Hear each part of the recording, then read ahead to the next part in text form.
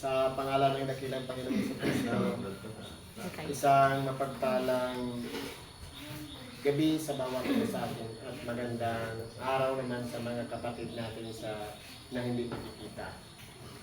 Ngayon po, ito yung ika-12 pasalamat na ating ginaganap sa bawat unang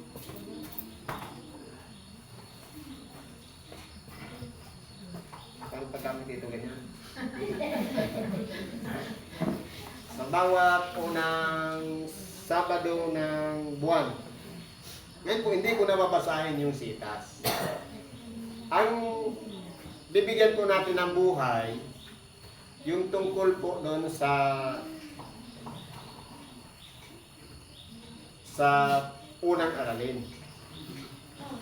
Ngayon po, dahil ipinagkaloob na yung mga bagay na inilihim noon sa pamamagitan ng mga nakita ni Daniel, na iyon ay nasarhan noon, ngayon inihahayag na sa pamamagitan ni Apostol Juan, na sa kanya inihabilin na isulat yung 12 pitong sulat sa 7 iglesia. Ngayon po, bigyan natin ng buhay yung doon sa Thyatira. Yung Thyatira, isa siyang lugar o syudad na kumbaga ayos yung mga ginagawa nila, yung pagsamba nila, yung pag-ibig, yung mga gawa, yung ipinapakita nila sa kanilang kapwa. Wala pong question doon. Ang problema, kumbaga, dahil maluwang, nakakagawa pa rin sila ng mga paglabag. Nabanggit nga dito si Jezebel, na kumbaga nakikipag-communicate pa yung tao kay Jezebel para mangalun niya o makiapid. Kaya kung pag-aaralan po natin, ito ba'y para lamang doon sa lugar ng isang syudad sa may Asia Minor? Usapan po tayo. Dahil po, kung pag-aaralan natin, napakaraming mga itinatag ang Diyos na mga grupo o tinatawag na iglesia. Sabi nga, sa 7 anghel, sa 7 iglesia, isulat mo. Ibig sabihin, sa bawat isang iglesia, meron silang mga gawain. Meron silang mga nakaugalian at nakasanayan. Kaya, dito, sa pamamagitan ng Apostol Juan, pinapahatdan sila ng sulat. Tatanungin natin ang ating mga sarili. Tayo ba'y gumagawa sa pamamagitan ng pag-ibig? Tayo ba'y mapagkawang gawa o mapagmahal sa kapwa? Tayo ba'y may katapatan sa pagsunod sa kalooban ng Diyos? Tayo ba'y gumaganap sa mga pagtitipon o dumadago sa mga araw ng pagsamba? Pero kung ang gawain natin sa kabila ng pagsamba, parang naabuso natin na pag-uwi natin, paglabas natin sa simbahan, meron tayong mga bagay na ginagawa salungat doon sa itinuturo sa simbahan. Mapapabilang tayo doon sa mga taga-Thyatira. Halimbawa, itinuturo sa atin ang ibigin ang kapwa, ang magpigil sa mga bisyo, sa kung ano-anong gawain. Alam natin yun. Pero, minsan, yung tukso, pinapatulan natin. Nabanggit nga ng sinundan ko, halimbawa, yung waiting. Hindi ba ang waiting, tukso? Sabihin na lang sa atin, yung numero mo lalabas na ngayon. Tayaan mo na. Hindi ba tukso yun? Ngayon, napakaganda ng pakinggan Kapag pinatulan natin yun, magiging katulad tayo doon sa mga taga-Tiyatira.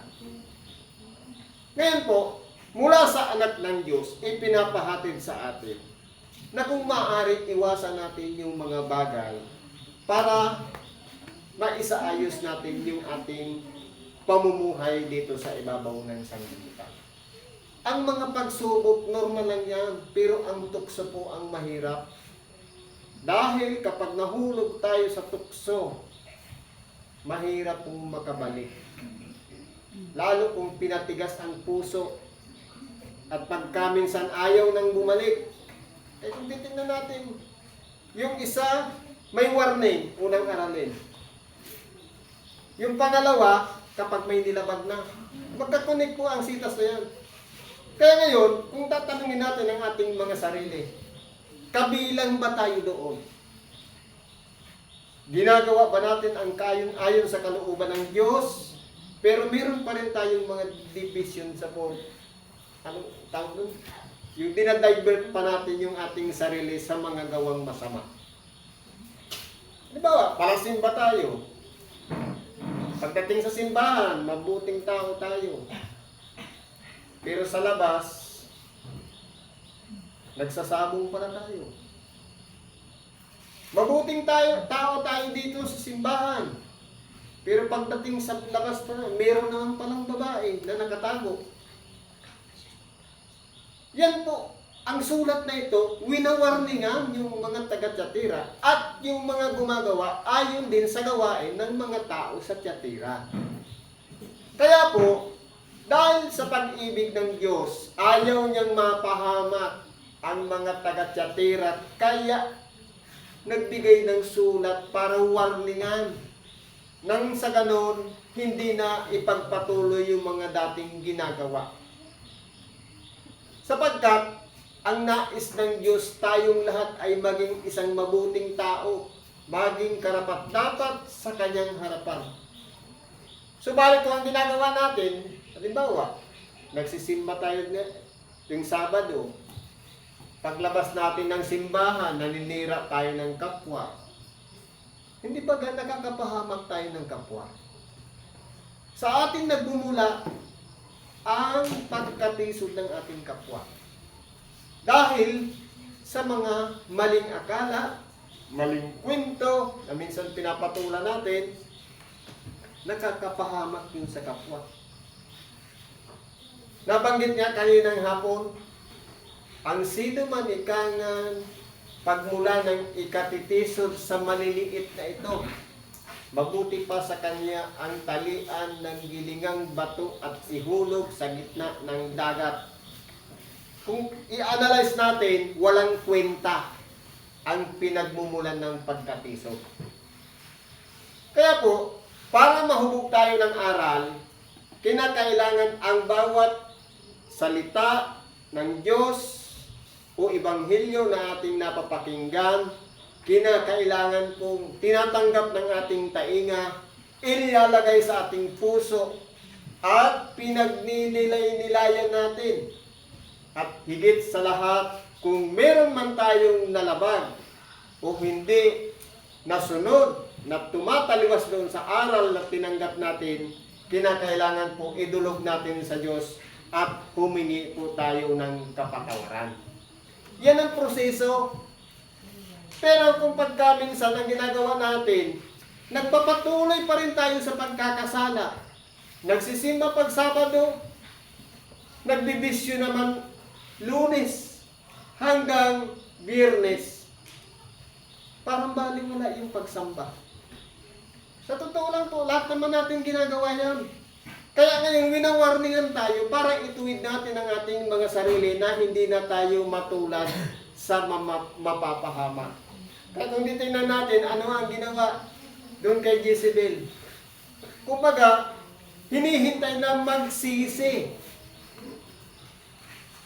Ngayon, kung hindi sila magsisi at nagpapatuloy pa rin sa kanilang ginagawa, ikapapahamak po nila yan.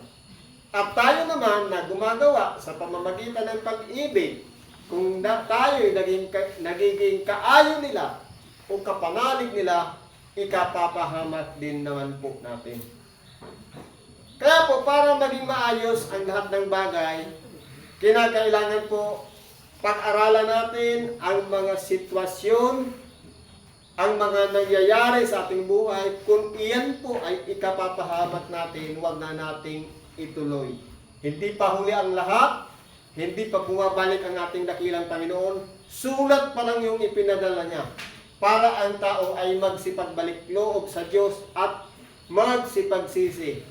Kaya ito na yung panahon, talikdan na natin yung mga mali nating gawa na isinasabay pa natin habang tayo'y nagsisimba, habang tayo nakikinig ng Ebanghelyo, pero meron pala tayong mga ginagawa sa lihim na ikapapahamak din naman natin. Ang mangyayari niyan, ikakaila tayo ng ating dakilang Panginoon. Kahit sabihin na tayo tagapangaral, nakatulong tayo sa may karamdaman, sasabihin natin sa huling bahagi, Panginoon, nangaral din naman kami ng Ebanghelyo. Nagpagaling din naman kami ng may karamdaman. Pero, kung nakikita sa bawat isipan natin at sa ating puso na taliwas lahat sa kalooban ng Diyos ang ating ginagawa, hindi niya po tayo nakikilala. Kahit yung lugar na pinanggalingan natin, anong sabi? Hindi ko kayo nakikilala kung kayo'y taga saan. Kaya po, kilalanin natin si Kristo. Kilalanin natin ang aral. At kikilalanin din niya tayo kapag naranasan natin na siya'y nasa loob na natin at tayo'y ginagamit sa pamamagitan na maihayag ang lahat ng kanyang kalooban sa kapwa. Tumulong man sa may karamdaman, mangaral man ng Ebanghelyo, kapag ang Diyos lahat ang nangunguna sa bawat isa sa atin, magkakaroon po tayo ng pagkakataong kilalanin tayo ng Diyos. Ngayon, magpakilala na tayo sa Diyos sa pamamagitan ng pagdulog natin, panalangin at paghingi ng tawad sa Kanya. At papasukin natin siya sa ating puso para masumpungin at makilala niya ng lubusan kung sino tayo sa harapan niya. Kaya yan po muna ang maibibigay nating mensahe sa ngayon dahil may silang pang oras. Pagpapala po ang sumagana sa bawat isa at magandang gabi po sa atin lahat.